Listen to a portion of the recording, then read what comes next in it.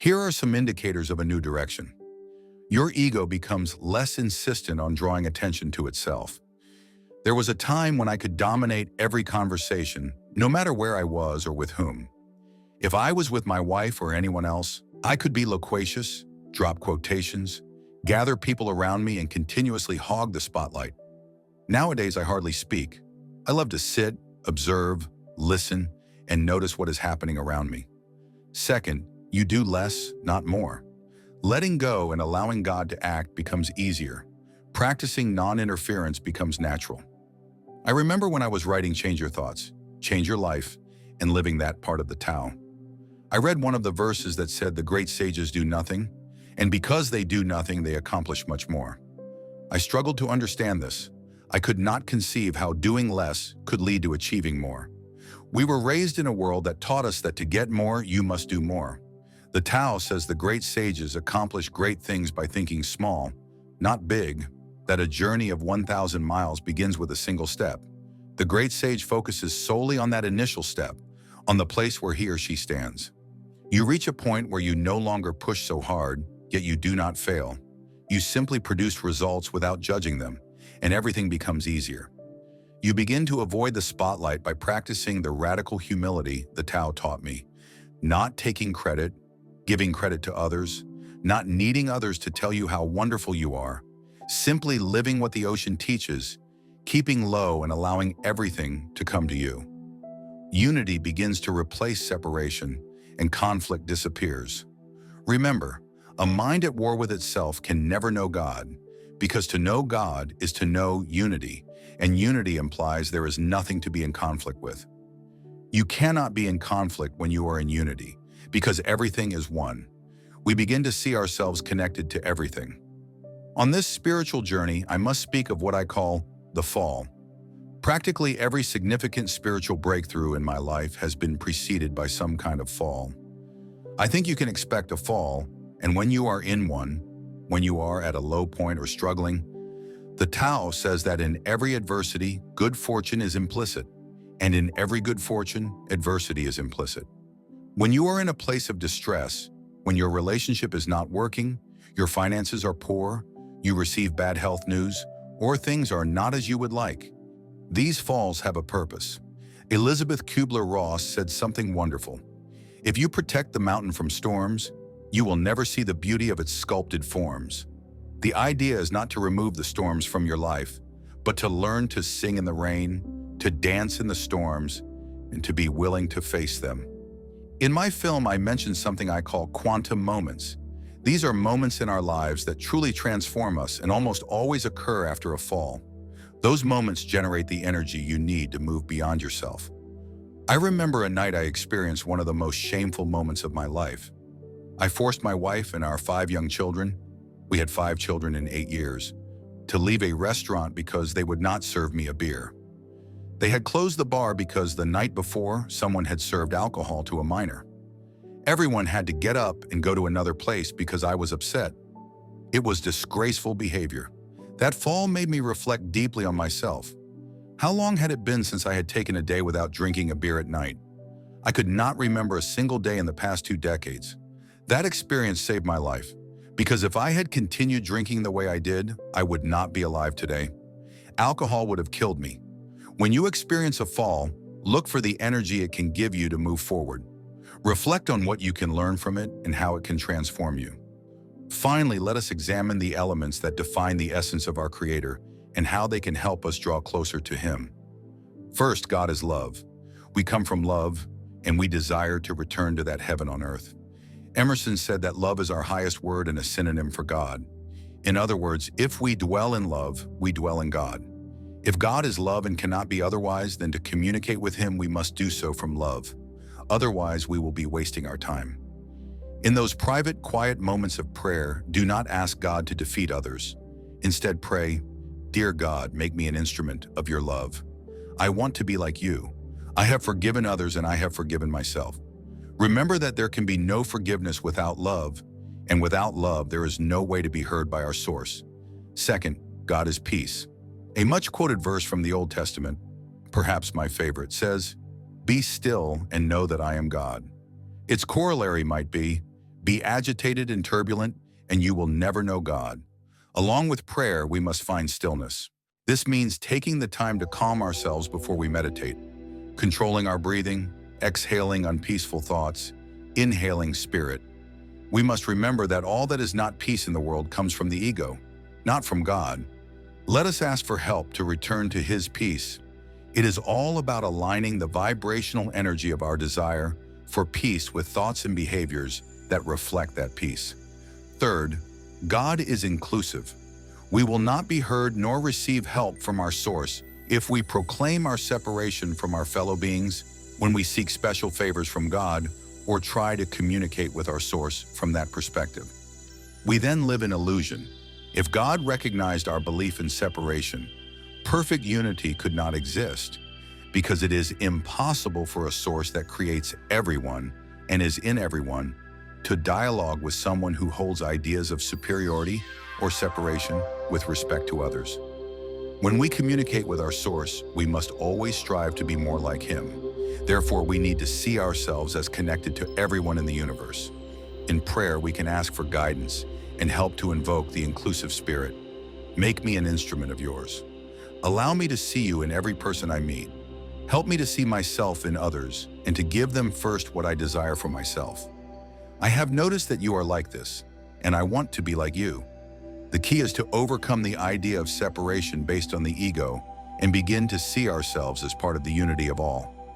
As Thomas Aquinas said, true peace consists in not separating ourselves from the will of God. Fourth, God is abundance. St. Paul once said, God can provide every blessing in abundance. So why does scarcity seem to exist in the world? Why are people dying of hunger, living in poverty, and millions struggling to make it to the end of the month without money? What I can state with certainty is that God is not to blame.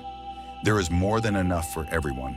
We come from a place that does not know deprivation, and we arrive on a planet capable of producing food and quenching the thirst of every inhabitant many times over. As a species, we humans have created ideas of scarcity and the depletion of God's gifts through very undivine actions. God serves all, but our greed has made us forget others and focus on ourselves. Both personally and collectively, we have brought lack into our lives, and we can only correct this deficiency by becoming more like our ever-abundant, service-oriented spiritual source. The solutions to poverty and scarcity are within our reach and could be resolved tomorrow if we shared the same origin and returned to the place to which we belong when we return to spirit. Fifth, God is well-being. Spirit never has a fever nor knows disease. For this reason, in my humble opinion, it makes little sense to pray to God for healing unless we understand what true healing really means. If by healing we mean overcoming an illness or physical affliction, I believe we are violating the truth that nothing can be what it is not, including God. However, if we use the word heal to refer to reconnecting with our source of well-being, then we are open to receiving help to overcome any ailment. That is how I use the word. I never asked God to help me overcome an illness. Even when I had a minor heart attack 5 years ago, I prayed to be an instrument of God's well-being. I acknowledged that my body had adopted a lack of well-being, whether because of my lifestyle, diet, habits, or the toxins I breathe. Whatever the cause, it did not come from God, but from me in this physical world. I prayed to reconnect with the flow of well-being. I knew I was part of God, and that for Him, healing a cut on my finger was as easy as restoring my heart to a healthy state. Now, the importance of the subconscious mind cultivating the inner witness is a fascinating process. It consists of beginning to step out of yourself and stop identifying with the external, with everything the senses perceive. It is a process of reprogramming the subconscious mind, which controls almost all of our activities. For example, when we learn to drive, our conscious mind tells us where to put our foot, how to brake, turn, or turn on the lights. But over time, the subconscious mind takes these instructions and automates the process. We drive, see a red light, and stop without even thinking consciously. This same process occurs across many aspects of daily life. The subconscious is constantly being programmed, and the witness is our capacity to observe what we have taught our subconscious mind. Writing an entire book on this allowed me to explore how to retrain this habitual mind that leads us to repeat the same patterns again and again. Changing how we walk through life requires beginning to observe our habits. One suggestion I make is to recognize the importance of the last 5 minutes before sleep. These minutes are crucial because during them, we prepare our subconscious mind for the sleep state, which is when it learns most. In those minutes, you are preparing the universe to offer you experiences that align with what you are placing in your subconscious mind. Therefore, I recommend not spending those minutes replaying negative things, what you dislike, what you do not want, the people who irritated you, or the reasons things are not going well. Instead, use those minutes to sow positive thoughts that will guide your life. All your illnesses, all the things you cannot do, and all the self-pity you feel should not occupy your thoughts, because you are about to marinate for the next 8 hours in your unconscious mind, which is most comfortable with the content of your subconscious. Upon waking, your subconscious does not distinguish between what you are thinking and what you experience in your day.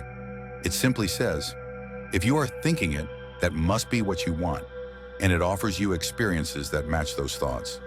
That is why it is essential that before sleep, you place only what you wish to materialize and manifest the next day into your subconscious mind. Many make the mistake of using the last 5 minutes before sleep to replay what they dislike, what they do not want, what should not have happened, or what bothers them. Instead, make a change. As the book of Job says, in a dream and a vision of the night, when deep sleep falls upon men while slumbering upon their beds, then God opens the ears of men and seals their instruction. Job 33, verses 15 to 16. While you sleep, you receive instruction, but first you must place it in your mind, experience it, and observe it. As you go to sleep, imagine everything is working perfectly.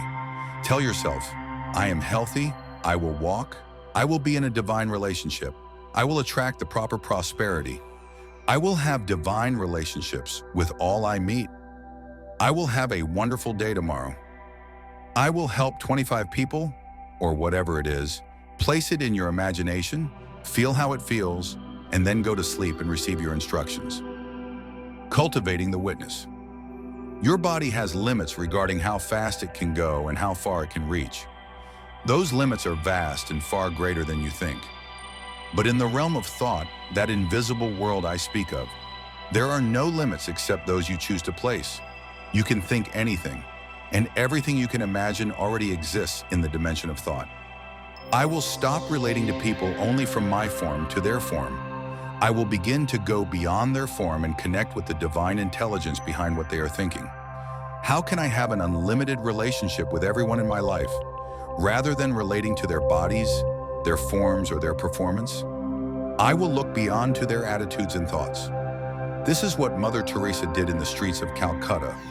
She saw God in each of those hungry children and in the lepers. She did not relate only to their form, but to who that person was behind that form. With the divinity that was there, you do not need to be Mother Teresa in Calcutta caring for the most needy. You can do this anywhere in your life. You can stop seeing the world only in terms of what you see. You can begin to live in that invisible part where the divinity we all share resides. Wherever you go in the world, every human being you meet, whether a Sherpa guide in Nepal, a taxi driver in Tokyo, or a vendor in Detroit, shares with you what it means to be human. We all know what it is to suffer, to feel lonely, to experience pain or joy. These experiences are thoughts we share as humanity. If you remember this, relate to the thoughts and the divinity in others rather than only to their form. Everything, even your business, will improve. The importance of the observer. In Eastern literature, especially as I prepared my book, I repeatedly found references to the concept of the observer. The term appears in Buddhism, Hinduism, Zen, Kundalini teachings, and others. At first, I did not fully understand what it meant, but then I realized it was something I had done all my life, though they had put it into words. The best way to understand it is as Shakespeare said, "The whole world is a stage, and we are all actors upon it." When you begin to see it that way, you realize we all play roles. These roles are real, but in the end, they are only roles. It is important to remind yourself that you are acting so you do not take the stage so seriously. so it is not so dramatic, significant, and vital. This lightens the load and allows you to live more lightly. The observer is like a guardian angel, that invisible presence that can stop you at the moment you lose control or become angry, because of a delay at the airport or traffic that will not move as you wish. That guardian angel, that eye behind you, can break those emotions immediately. That presence says, I am observing you. I see your reaction. Lily Tomlin had a great line. Why is it called prayer when you talk to God? But when God talks to you, it is called schizophrenia. But that voice of God can be that invisible part of yourself you begin to connect with. In my life, wherever I am and whatever I am doing, that voice on my shoulder reminds me how I should react to this. Send love. Many people think they are as they are because of others. They blame their past, their parents, the economy, or someone else for the problems in their life. One of the things we most often blame for our discomfort is something called traffic. We say, traffic put me in a bad mood. Yet I always remind myself when I am stuck in a jam or on the highway trying to get somewhere, the traffic does not care. Within you, you have the opportunity at this very moment to work on those things that may be weakening you, creating anxiety or stress. These are tests, opportunities for you. Traffic has no emotions. Your anger is your choice. You can always choose to be happy, angry, depressed, miserable, or content. You can decide to do something positive in this moment. It always depends on you. If you simply let go of your personal story, forget it completely, and focus on the present, you will notice the change. Yesterday I went swimming, as I do most days, but this time it was different. I had given a seminar earlier, and while I swam, I realized I was more present than at any other time in recent years. I swim practically every day at dusk for about an hour in the ocean, but this time every stroke, every moment under the water, every time I looked down through my goggles at fish, turtles, rocks, or even trash, it was as if time disappeared. I was completely immersed in the present moment. While swimming, I also noticed something else. I have traveled the same route along the beach at Kapala here in Maui for years. Looking up, I noticed a tree next to a building. In 10 years of swimming there, I had never seen that tree. I must have passed by it 10,000 times, but never noticed. I paused for a moment and felt one with that tree. It was a completely new and incredibly beautiful experience. Another lesson is to remain in a state of wonder. Stay in a constant state of awe. As Rumi said, sell your cleverness and buy bewilderment. Be awed with every breath you take. Be amazed at who you are, that you are alive, that you ever were born, that you are not only this physical body but something invisible. Be amazed by cloud formations, insects, spiders, sand, everything. I had a great teacher who came into my life through his writings. His name was Nisargadatta Maharaj of the 1980s, and he wrote a book called I Am That had a profound impact on my life. One of the things he mentioned when asked what the difference was between a saint, a highly functioning human being, a spiritual master or guide, and the rest of us was that they have unconditional love within them and we do not. But he replied that this is not really the case. Saints have unconditional love within them, and so do you. The difference between ordinary human consciousness and those with higher consciousness is that they have nothing else inside but that love. It is as if they had learned to cultivate that love within themselves so they could express it fully. I always like to use the metaphor of an orange. I love oranges, perhaps because I live in Florida. The orange is a simple metaphor. You take an orange, you squeeze it with all the strength you can, and you ask yourself what will come out. What comes out when you squeeze an orange is orange juice. Always. No matter how many times you squeeze an orange juice will come forth. You will never, no matter what, get apple juice or grapefruit juice. There are no mistakes. The only thing you will get is orange juice. The next question is why? Why, when you squeeze an orange as hard as you can, does orange juice come out? Once in Toronto, I asked this question, and a little girl in the front row said, "That's obvious because that is what it has inside." I told her, "That is the answer. You are very smart." She smiled happily, and she was right. The reason orange juice comes out when you squeeze an orange is because that is what it has inside. Now extend the metaphor. Someone squeezes you, that is, someone says something about you that you do not like. Someone acts in a way you find offensive, or someone hurts you. What comes out of you is anger, hatred, bitterness, tension, fear, anxiety, or stress. Immediately you say that what comes out of you is the fault of how you were treated or of what they did. But the truth is that what comes out of you is what was already inside. If you do not like what you have inside, you can change it. If you ask me how the orange got its juice inside, I will say I do not know. I cannot explain it. It is a mystery to me. I simply enjoy the oranges in my life and give God the credit. You have the ability to attract into your life what you desire.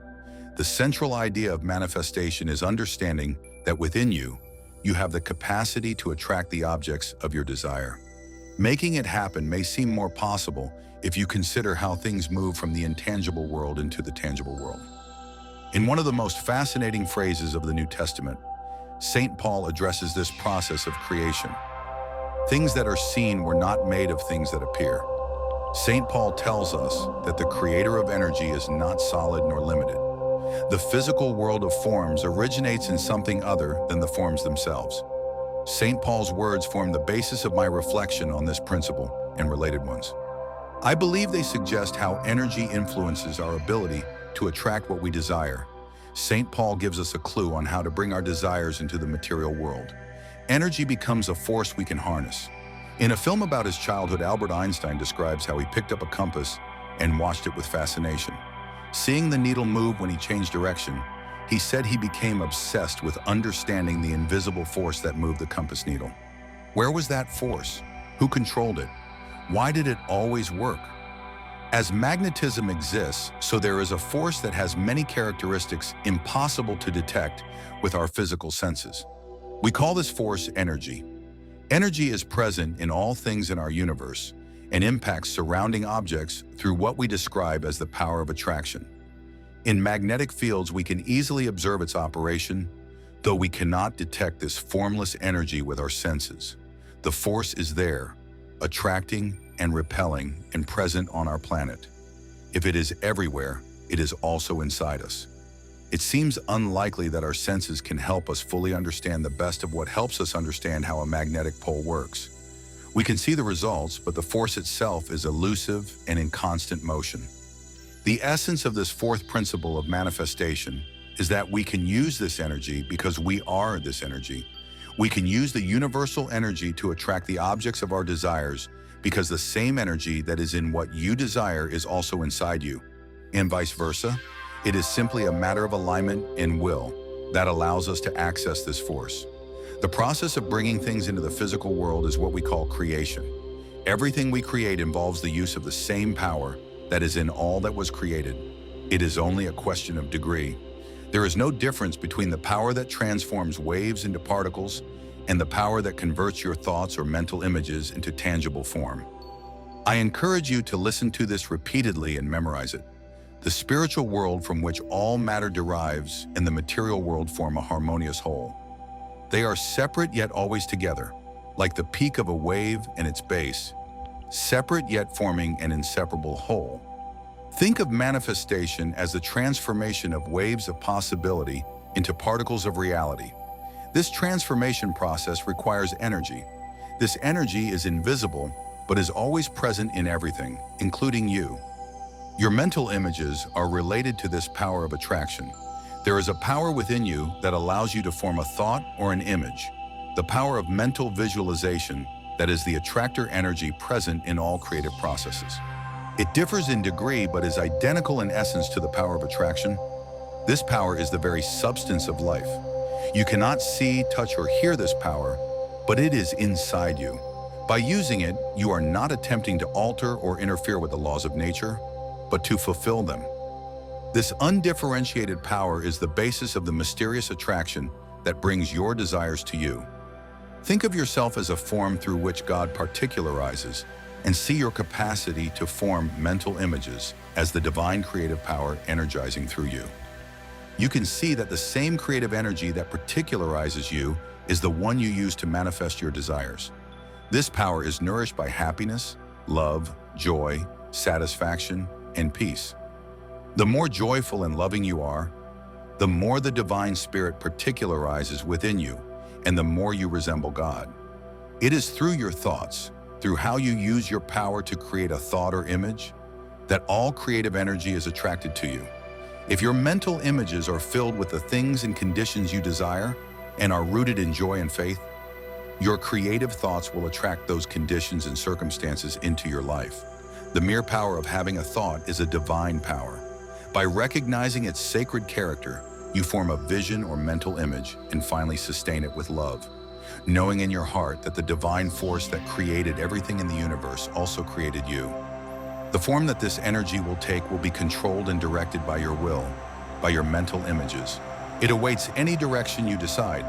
You impress the object of your desire on the universal mind and then proceed to act upon that image with calm and knowing, allowing the higher intelligence, together with your own, which is part of that higher intelligence, to work through you to produce results.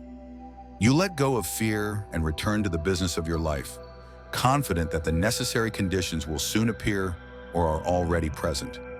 The key is to repeat the mental images until the truth of what you affirm resonates within you without a shadow of doubt. There will be moments when it seems not to be working. If your image does not manifest in the time you designate, relax and trust that it is already in place on the spiritual plane. Time is not a recognizable feature of universal creative wisdom. I have watched television and noticed that our generation is growing up with the belief that if you want to heal something, you need to take a pill. We see it in constant advertising. Children are exposed to it every day whenever the TV is on. Did you know that the United States and New Zealand are the only two countries in the world that permit the advertising of prescription drugs on television? We have gone from a country where getting a prescription was rare to a place where the average person takes 7, 8, or even 9 different medications. These are advertised continuously. The problem is not only that we are exposed to the idea that we need drugs, but that we are creating a generation of people who believe you need something external to fix what is happening inside you.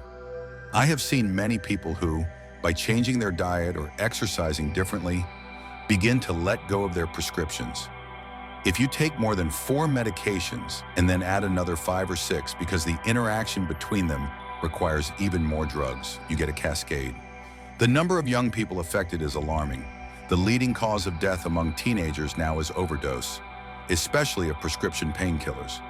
We are creating a consciousness in this generation that leads them to believe healing must come from something bought in a store or pharmacy and then introduced into the body. But actually, our body is a pharmacy. Deepak Chopra has mentioned this many times. We have lectured together on the idea that the body can produce the chemicals it needs to address whatever appears. Our body knows how to do it, provided we do not interfere and allow it to be the perfection it is. In the United States in particular, we have become a country where the use of medication is the solution for virtually everything, from restless legs to depression. Yet there is this knowing energy that healing is possible, and it is within us all. This healing energy is something we all have. By simply placing hands on someone, conveying confidence, or letting a person know you firmly believe in their ability to heal, you can transcend the negativity that surrounds the process of illness. This is not some magical faith-based healing. If you read the work of Bernie Siegel, Deepak Chopra, or Dean Ornish, you will see many medical professionals discuss the mind-body connection. They speak of a strong sense of connection to chi or prana, other words for that divine force. By understanding that this force is within us, we can channel it to activate our healing capacity. The invisible energy we want to use to attract things into our lives is the same one that allows you to process what I am saying at this moment. It is as if you must take a leap into the unimaginable. Think of yourself not only as someone with a physical body, but also with an energy body. This energy body is assembled around you, and its arrangement determines your agreement with reality. To change this agreement that says, I do not have this divine capacity, you need to begin to believe that it is inside you, not outside you. By doing so, you learn to change the point of assembly of this energy. When you achieve that, your perception changes. There is nothing separating you from that divine source, except your belief that you are separate from it. Living creatively, This is how I describe existence with an active awareness of the presence of the feminine principle. This mysterious feminine is always giving birth. The Tao Te Ching calls it the root of creation, showing us that we have the capacity to connect with this boundless field and co-create, or, as I have said, live creatively. The formative energy that never dies is both our inheritance and our destiny. It operates whether we are aware of it or not. The practice of the Tao allows us to participate in this process, which in turn leads us toward wholeness, our ultimate task on this earthly plane. Although Lao Tzu's writings are nearly 3,000 years old, they offer perfectly applicable counsel for the 20th century, with a message as timeless as the Tao itself. Words may change, but the feminine energy can and will carry you toward your perfection if you choose to be aware of the inherent creativity that resonates deeply within you. Dongming Dao, in his 365 daily meditations on the Tao, likens the divine feminine energy to the sound of birds rising and gliding over a vast landscape. You can feel this in your life. Events will take on a perfect momentum, a glorious cadence. You can feel it in your body. Energy will rise within you in a thrilling crescendo that electrifies your nerves. You can feel it in your spirit. You will enter a state of grace so perfect that it will reverberate across the landscape of reality like the fleeting song of a bird. When the Tao comes to you in this way, follow it with all that you are. Do not interfere. Do not halt it. Do not try to direct it. Let it flow and follow as long as the song lasts. Here are some ideas for living creatively. First, recognize that you are a divine creation. Not born of your parents, but of the great spiritual mother, the Tao. When you are in touch with the energy of your origin, you offer the world your authentic intelligence, your talents, and your behaviors. You are creating with the being that originated in the Tao, at the very essence of who you are. The Tao is not confused about what to create or how to do it. This is your legacy from the mysterious feminine. Listen to your inner callings, ignore how others might try to steer your life force, and allow yourself to radiate what you feel deeply within. There is a reservoir of talent, ability, and intelligence inside you as infinite as the Tao itself. It must be so because you are what came from there, and what came from there is an endless, creative, divine mother. Whatever you feel inside as your calling, whatever makes you feel alive, hold in your heart that this feeling is all the evidence you need to bring your inner passion into reality. This is how creation works, and that energy is in harmony with the Tao. Second, be creative in your thoughts, feelings, and actions. Apply your uniqueness to everything you undertake. Do whatever you take on with a distinctive touch, whether it is writing music, designing software, arranging flowers, cleaning teeth, or driving a taxi. Being creative means trusting your inner callings, ignoring criticism or judgment, and releasing any resistance to your natural gifts. She, the creative force, always reveals her essence and unfailingly leads us to our own perfection. Choose to leave behind the doubts and fears you have harbored about your capacity to harmonize with creative power. A power greater not only than your individual life, but that is life itself. As the great 14th century Sufi poet Hafiz reminds us, simply sit there right now, do nothing, only rest, for your separation from God, from love, is the hardest work in the world. When you reconnect with your divine mother, you are living creatively. In fact, you are living the Tao. Practice the Tao today. Observe babies and young children. Look for the mysterious feminine in little boys and girls who have not yet been molded by cultural and social demands that conceal their true selves. In some, you can still see their inherent nature intact. Notice what appears to be their natural character, their gift of the Tao.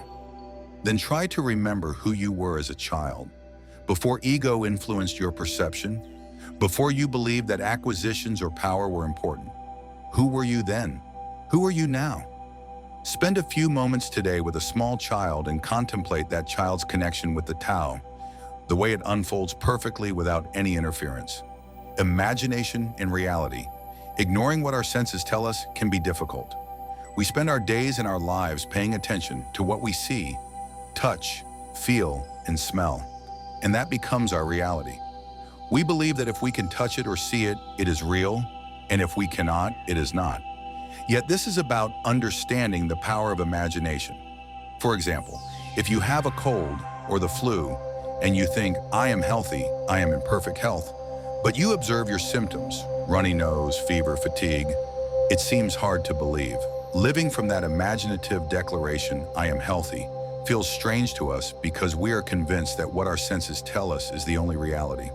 But this concept implies living from the end, placing in your imagination what you desire, regardless of what the senses or external circumstances say. Even if you see your bank account empty and you say, I am prosperous, though external evidence contradicts you, you are aligning your mind with a greater truth.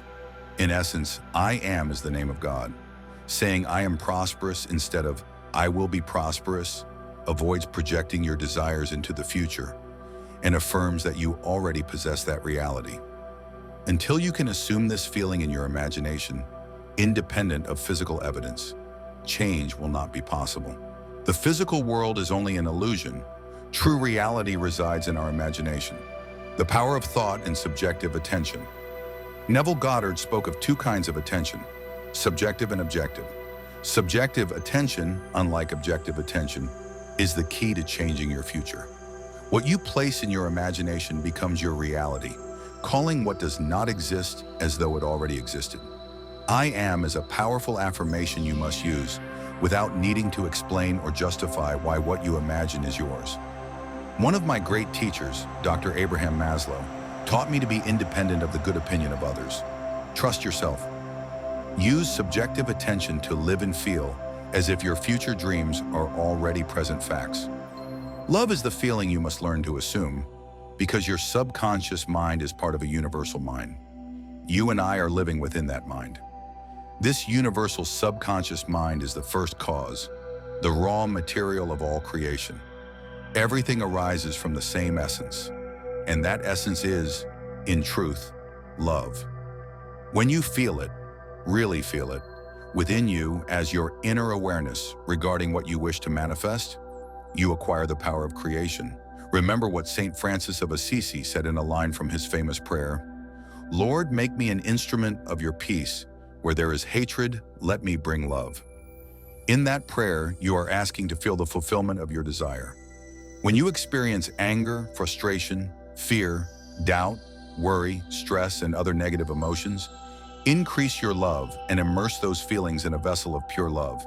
Simply choose to feel good, because every moment in which you offer love, your small portion of subconscious mind harmonizes with the universal creative subconscious mind that is defined as love. I trust I have awakened in you the awareness that your feelings play a crucial role in becoming a God-conscious manifester. Neville states it plainly, denying the evidence of the senses and appropriating the feeling of the wish fulfilled is the path to the realization of your desires. Apply this wisdom starting now. It will serve you in ways you may never have imagined. In your everyday moments, remember that imagining the future without assuming the feeling of the fulfilled desire is nothing more than an idle dream. Practice feeling a thought you have planted in your imagination. Remember that a feeling is what you experience in your body while contemplating what you wish to manifest or become. Close your eyes and experience what it feels like in your body. Work with those sensations which not only represent what you are imagining, but also act as triggers that help you move from a thought into tangible physical reality. Whatever feeling you try to perceive in your body related to your desires, bathe it in love, which is synonymous with God. Imagine what you desire. Imagine it, and feel that love as if you already had it in your possession. Keep doing this, using love, until your desire truly belongs to you. During this process, remind yourself that the more love you offer, the more presence of God you will have, and the faster your desire will become reality.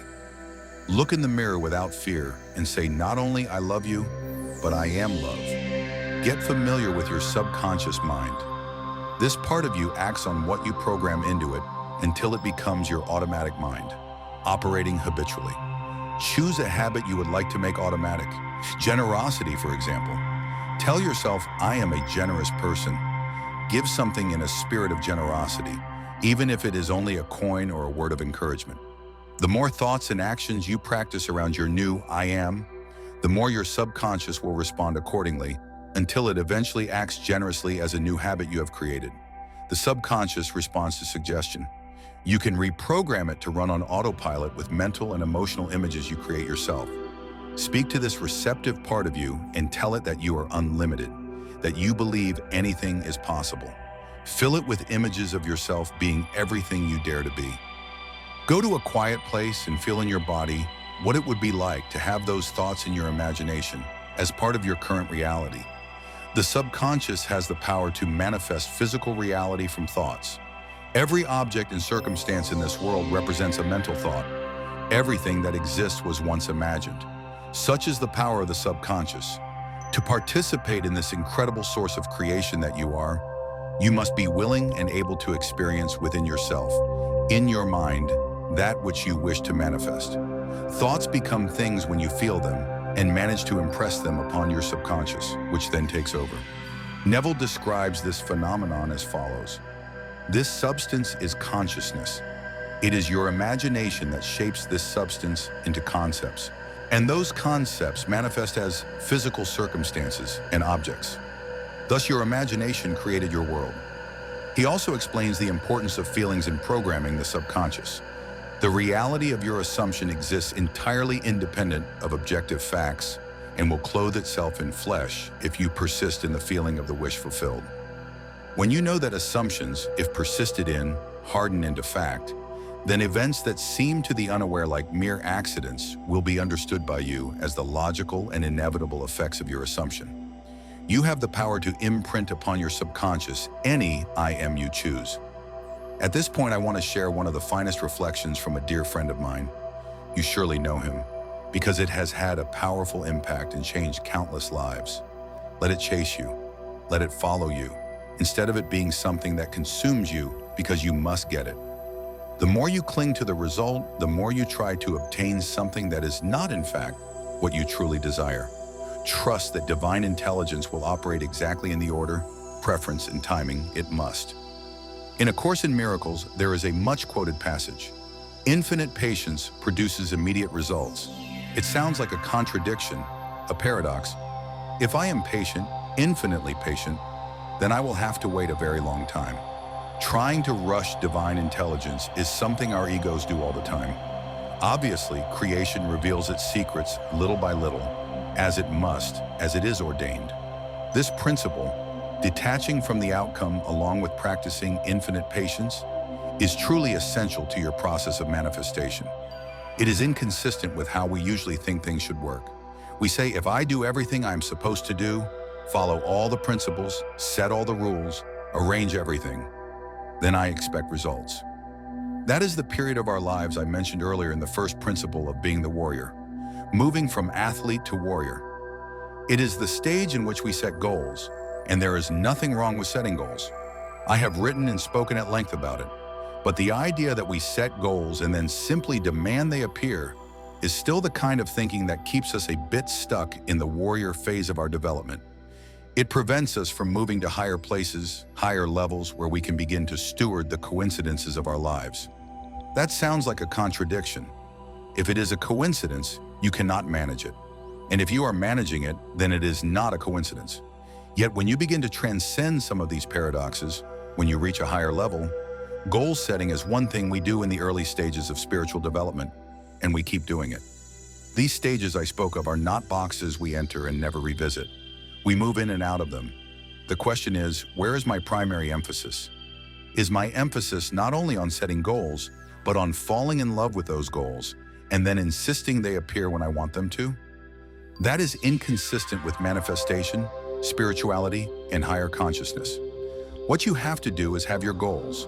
What is a tomato seed but a goal for tomatoes? And then relax.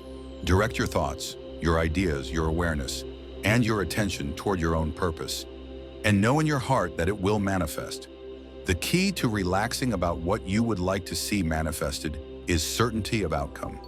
If you have certainty, as A Course in Miracles puts it, if you are certain of the outcome, patience is easy.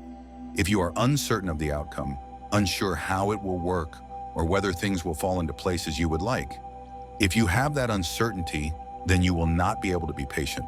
So patience, truly infinite patience, is like trusting God. When you trust God, you trust the wisdom that created you.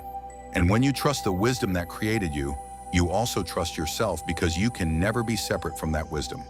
Patience, trust, awareness, and higher consciousness are absolutely essential. Let it chase you. Let it follow you, rather than becoming something that consumes you because you must get it. The more you cling to the result, the more you try to obtain something that is not really what you seek. Divine intelligence will operate in the order, preference, and timing it must. A Course in Miracles tells us, infinite patience produces immediate results. It sounds paradoxical, but creation reveals its secrets gradually as ordered. Detachment from the outcome, coupled with infinite patience, is essential to manifestation. It clashes with the common idea that if I do all the right things, follow all the principles, set all the rules, organize everything, then I should see results now. That is the warrior stage again. We still set goals, we still revisit stages, we move in and out. The question remains, where is my emphasis? If it rests on falling in love with my goals and insisting on their timetable, I will stay stuck. Have your goals like a tomato seed aims for tomatoes. Then relax, place attention on purpose, and know it will manifest. Certainty makes patience easy. Uncertainty makes patience impossible. Trust God, trust the wisdom that created you, and thus trust yourself. Patience, trust, awareness, higher consciousness, essential. Choose to experience peace by focusing on what is yours to tend. You can experience peace by balancing everything that happens around you with the awareness of God. Nothing compels you to react to evil with a non-spiritual mental response. You have the option to direct your mental energy toward what you desire, and by doing so, create a new world. Here is how I choose to respond to the avalanche of messages that focus on what is wrong in the world. First, I remind myself that for every act of evil, there is a million acts of goodness. I choose to believe that people are essentially good, and by maintaining this belief system, I help more of that consciousness manifest. When enough of us assume this notion, we will learn to live collectively in this peaceful awareness. Second, I know with certainty that no hatred in my heart will ever bring peace. Hatred only adds to the presence of those destructive, man-made energies. So I choose to center my attention on what I am for and on my well-being. I support peace, not war. As Albert Einstein once remarked, I am not only a pacifist, I am a militant pacifist. Nothing will end war unless people refuse to go to war. I would humbly add, unless people also refuse to think warlike thoughts. In Long Walk to Freedom, Nelson Mandela wrote, "To make peace with an enemy, one must work with that enemy, and that enemy becomes your partner." I know we are all partners to one another. That is how I think.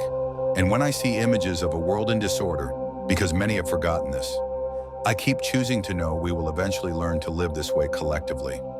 It starts with each of us refusing to be instruments of non-peace in all our thoughts, and therefore in all our behaviors.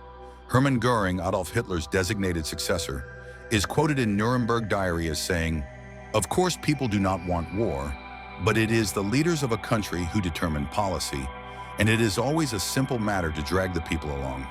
Democracy, fascist dictatorship, parliament, communist state, voice or no voice, the people can always be brought to the bidding of the leaders. That is easy. All you have to do is tell them they are being attacked and denounce the pacifists for lack of patriotism and exposing the country to danger. It works the same in any country. I choose not to be one of those people who are led. I refuse to be dragged into following orders from any leader who tries to convince me that my beliefs in peace make me unpatriotic." When an unidentified Pentagon official was asked why the United States military censored graphic images of the Gulf War, he replied, "If people were allowed to see that kind of thing, there would never again be any wars. That is my aim, to live in a world where warlike thoughts are impossible because we are focusing our mental energy on what we support, rather than on what we hate." Former President Dwight D. Eisenhower, also Supreme Allied Commander in the Second World War, once commented, Every gun that is made, every warship launched, every rocket fired signifies, in the final sense, a theft from those who hunger and are not fed, those who are cold and are not clothed. This world in arms is not merely spending money. It is spending the sweat of its laborers, the genius of its scientists, the hopes of its children. This is not a way of life at all in any true sense. That is a call to balance our lives and our world. Peace requires heroic thinking and purity of consciousness. Third, when I see and hear evil, I remind myself I did not come here to be part of hatred, even if others obviously did. I will keep the inner sense of peace that calls me and surround those behaving wickedly with the same radiant energy. I simply refuse to go to war in my thoughts. I choose to be a beacon of light for places of darkness that lack this illuminating energy. Finally, as the messages of violence continue to arrive, I remind myself again and again that we have a choice in how we respond. I know that feeling hatred in response to hatred only contributes to the presence of hatred in the world. As an ancient Chinese proverb tells us, if you decide to seek revenge, better dig 2 graves. And I know I have the option to see what is good in the world instead of what has gone wrong. When those messages of violence and hatred come my way, I press the mute button, or even the off button, and I remember what the Dalai Lama said. Compassion and love are not mere luxuries. As the source of both inner and outer peace, they are fundamental to the continued survival of our species. Those are invaluable words that describe our need to be in balance. I keep myself balanced on this dimension of being in a peaceful world by telling you over and over that I now know with certainty I am obliged to remain in a consciousness of compassion and love, not only to maintain my own balance, but to help ensure the continued survival of our species. There is no higher calling. Everything is there to teach us something great and delightful that helps us move to higher, more spiritual places. The way you eliminate adversity is literally by being grateful for it and saying, thank you for everything that is appearing in my life, because it will teach me something profound. Some of the most difficult, troubling things that have happened to me, things I thought were terrible at the time, have taught me how to be a better writer, a better speaker, a kinder person, a better human being. True nobility is not about being better than others. It is about being better than you used to be. And you improve by facing these challenges when they appear. I transcended 17 years as more than grand and wonderful events that helped me. Yes, all that drinking, all that behavior, the drugs I took, all of it helped me become stronger, more purified, more decent, a better human being, a better husband, a better father, a better speaker, a better man, a better person in every way. Let me try to move through the rest of these points. We only have a few moments left, do we not? You were going to say something? Oh, you were going to ask whether people get stuck in the why me mentality. Yes, I believe they do, rather than saying, why not me? Thank you. Thank you for everything, every little detail. There is a saying here, no rain, no rainbows. I always remind people of that when there is a rainy day and tourists are upset about the weather. I tell them, but look at all those rainbows you love. Here on the island, there are rainbows every day, and you do not get them without the rain. It is a fine symbol for our lives. One of the things Gandhi said that I consider very important is that there is more to life than simply making things go faster and increasing our speed. The idea that we have to get there quickly, that we must be ahead of the other person. Slow down. In verse 26 of the Tao, which I was writing about this morning, Lao Tzu speaks of stillness, of how stillness is the mother of restlessness. In other words, to arrive at a place where you are no longer full of agitation, you must go to this place of stillness, this place of peace within each of us. That means not telling yourself you have to arrive before others, not racing through yellow lights, but meditating as you pass them. When a yellow light appears, instead of rushing through it, slow down, put your foot on the brake, and say, thank you for one more minute to sit here and be at peace, to be kind and in harmony with my source, which is always at peace. I also said, do all you can to eliminate debt from your life, because every debt you carry, credit cards, money owed to banks, mortgages, is a way of giving up control of your life and placing it in someone else's hands. They will pull the strings of your life. And you must let go of the idea that everything is evaluated by how much it costs or how much it is worth. Try to take the dollar value off things and simply enjoy everything in your life for what it is. Right now I'm going through something, and I wonder why all of this is happening to me. At 15, my father died unexpectedly of an aortic aneurysm, and I managed that in a somewhat decent way. I would not say I was great, but I was only 15. Later I married, and my husband and I struggled for 4.5 years to become pregnant, with a miscarriage along the way. We conceived in November of last year. We found out on December 8th, and then on April 4th we learned the baby was very ill, and I ended up delivering a stillborn child on April 19th. I am not sure why all of this is happening to me or how to get through it. Yes, I can hear your pain. As you move along this path I am writing about, especially in inspiration, you discover that all the great teachers who have walked among us, including Jesus, have taught us that death is not a punishment. It is, in fact, the inevitability of all things. Everything composed decomposes. The question is not whether it will decompose. The question we have as human beings is how long it will take, how much time we have. When you say the words, "My father died unexpectedly," my immediate response is, unexpected to you, yes, but not to God. At the moment your father was conceived, at the moment he appeared on this planet, his arrival was here independent of his opinion about it. And the same is true of his death. The same is true of the miscarriages you have had and the stillborn child. There is a perfection in all of this.